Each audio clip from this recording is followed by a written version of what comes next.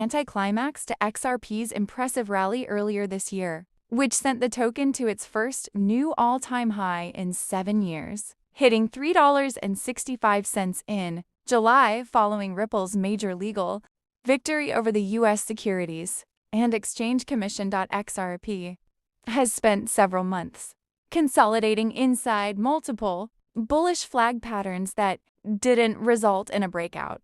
Its relative strength index RSI hovers near 50, and the token gained around 15% over the past 7 days. If conditions turn favorable, KIMI's bullish target for XRP stretches to $10. The XU's recent approval of 9 spot XRP ETFs may catalyze institutional demand, mirroring earlier responses to Bitcoin and Ethereum ETF launches. Additional ETF rollouts are likely to follow. Maxi, Doge Maxi, a fast-growing meme coin outside Kimi AIS forecast models. While KIMI anticipates that major altcoins may continue to struggle in the short term, presale tokens are still drawing substantial investor attention.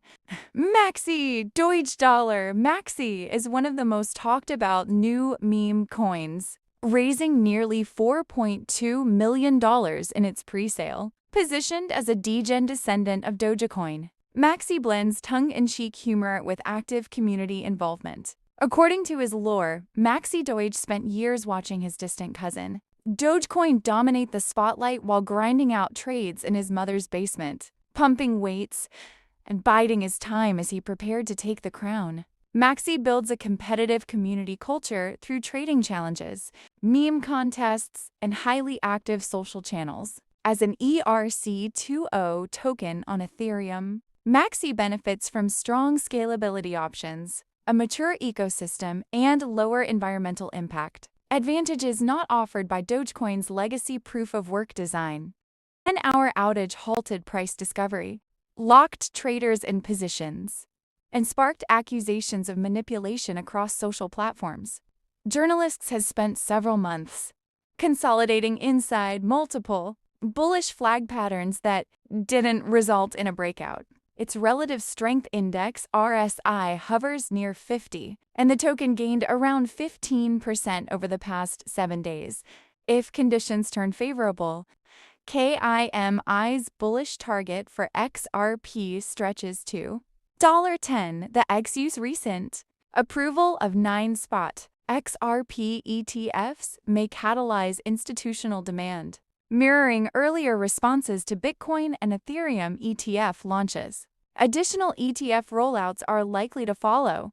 The Chicago Mercantile Exchange faced one of its most disruptive trading incidents in years after a cooling failure at a major Illinois data center forced a halt that stretched for roughly 10 hours, freezing markets across multiple regions and igniting accusations of manipulation from frustrated traders. CME confirmed that trading stopped because of a cooling system malfunction at the Sirocin-operated facility in Aurora, a site that has served as the backbone of CME's Globex electronic markets for nearly 2 decades. CME outage on thin Thanksgiving liquidity sparks questions from traders. During the outage, traders across asset classes, equities, currencies, commodities, energy, and crypto reported being unable to close or adjust positions, a scenario that several described as a nightmare. One stock trader, Timothy Bosman, publicly accused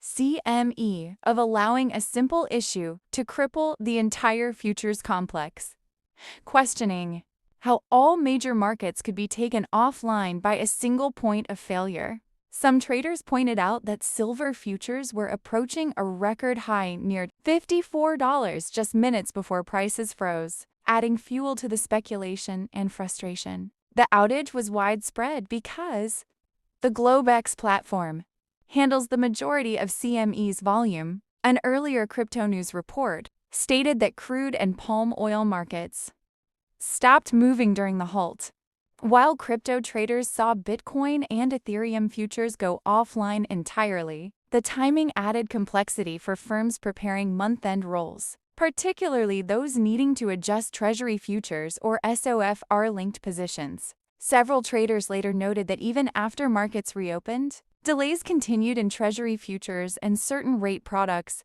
Trading activity had already been muted due to the U.S. Thanksgiving holiday, but the outage further slowed an already quiet session. Why Bahrain, and not Singapore or Dubai? SGB's eventual launch in Bahrain was not accidental. Chan explained that the move followed conversations with the Bahrain Economic Development Board and a shared vision around digital finance. He emphasized the strength of Bahrain's regulatory structure. One great thing about Bahrain, similar to Singapore, is that they have one super regulator. The Central Bank of Bahrain oversees banks, capital markets, and crypto asset service providers, creating consistency across financial verticals. This single regulator model matters, Chan said, because digital banks increasingly operate across multiple activities in jurisdictions where different regulators oversee different segments. There might be gaps and dislocations. Bahrain's integrated approach offered clarity and speed, building a bank for both traditional finance and Web3. Singapore Gulf Bank was licensed in Bahrain with the intention of operating globally while focusing on the Asia Gulf Cooperation Council (GCC) corridor. The bank works with both crypto-native and traditional payments clients, reflecting Chan's belief that the two universes are converging. Chan stated that a compliance-first approach is closely aligned with the strategic vision of SGB's leadership. There is a very strong sense of being compliance first, prioritizing security and compliance. That is not incompatible with innovation, he said. The bank seeks to bridge the long-standing divide between crypto companies and traditional banks, which for years operated like two different universes. Better tools have made this possible. Chan noted that wallet infrastructure, counterparty analytics, and AML solutions have strengthened considerably in recent years. You can never be 100% sure. But today is a much better time to do this business than before, he said. The global regulatory environment is also maturing. He pointed to increasing consistency in AML, KYC, and security standards as more jurisdictions release crypto regulations. That gradual convergence gives banks more confidence to onboard clients. Said activity. Partnerships with Binance and Fireblocks. SGB has positioned itself as one of the few banks in the region willing and licensed to work closely with digital asset platforms. The bank has publicly announced its collaboration with Binance through a link integration. If an SGB client wants a Binance account, they can work through us, Chan explained. Through SGB's app, users can request a Binance trading account and fund it directly from their SGB bank account. You can directly debit your dollars in the SGB account and fund your crypto trade in Binance, and vice versa. SGB has also partnered with Fireblocks for the bank's forthcoming digital asset-related services, which provides Chan the said wallet SGB infrastructure is in preparation mode and will launch new products once regulatory approvals are finalized. And speaks about digital asset banking. He speaks with the precision of a lawyer who has spent the past decade straddling two worlds, traditional finance and blockchain. Today, as CEO of Singapore Gulf Bank, SGB, Chan sits at the center of one of the fastest financial corridors in the world, linking Asia with the Gulf. In an interview with Chan shared his journey from corporate law into digital banking, the bank's regulatory strategy, and the extraordinary acceleration he is seeing in stablecoin-based settlements. From corporate lawyer to digital asset bank CEO, Chan's entry into the world of crypto began much earlier than SGB. I am a lawyer by profession. Most of my legal career has been on the corporate side of things. Corporate finance, financial regulations, compliance, he said. His first encounter with Bitcoin occurred in London in 2015, when his wife, then studying fintech innovation, introduced him to the concept. She told me, "Have you heard of this thing called Bitcoin? Let's go meet this Bitcoin evangelist."